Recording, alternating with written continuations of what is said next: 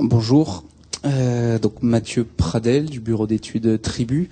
Moi j'aurais voulu savoir par rapport au calcul réglementaire qui est du coup imposé sur tout bâtiment neuf ou réhabilité, comment était pris en compte ce matériau paille, et si du coup au niveau de la résistance thermique il y avait un acermi par exemple qui existait pour le prendre en compte dans le calcul réglementaire.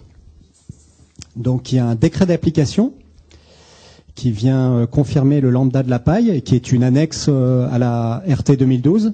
Et donc dans ce décret d'application, on lit paille comprimée et on a deux lambdas de référence, un qui est perpendiculaire au sens de la fibre et l'autre qui est transversal dans le sens de la fibre, parallèle au sens de la fibre.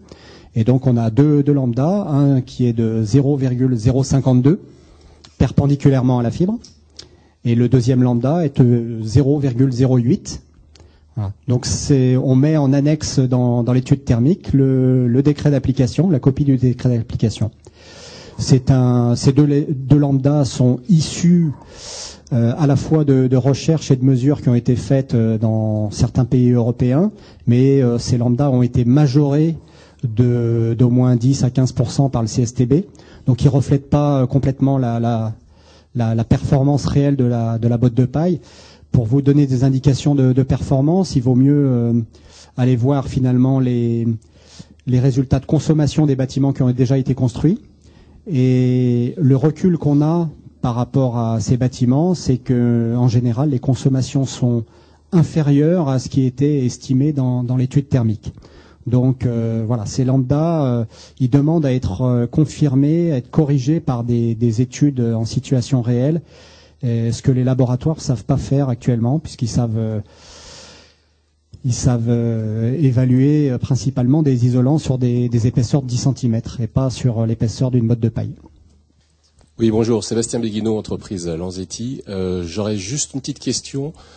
Si vous pouviez nous parler du dynamisme de la région, justement sur la construction paille, comment on est situé dans la région, quels sont les bons élèves, on va dire, en France, et s'il y a une marge de progression encore importante, d'après vous, dans la région.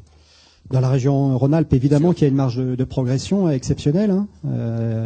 Et si aujourd'hui dans la région Rhône-Alpes on peut dire qu'on est un peu moteur dans la France, mais il y a des régions qui sont très très en pointe aussi, comme la Bretagne notamment, hein, où il y a un secteur de la construction individuelle par des autoconstructeurs qui est très très dynamique. Hein, et puis après on a des petits nids en Ariège, un peu partout en France. Il y aurait vraiment le Grand Est qui serait à la traîne, et puis les régions proches des grandes villes aussi. Hein, c'est sûr qu'en milieu rural, il y a un développement qui est plus actif. Voilà.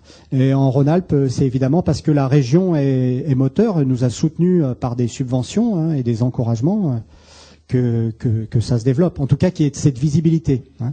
Il se pourrait très bien que dans d'autres régions, il y ait un secteur de la construction qui soit quasiment aussi actif qu'en Rhône-Alpes, mais moins visible parce que moins organisé.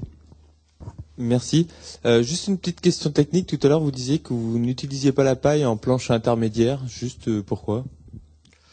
Parce que tout simplement, en termes de phasage de chantier, on n'est pas capable de la mettre à l'abri des intempéries de façon durable.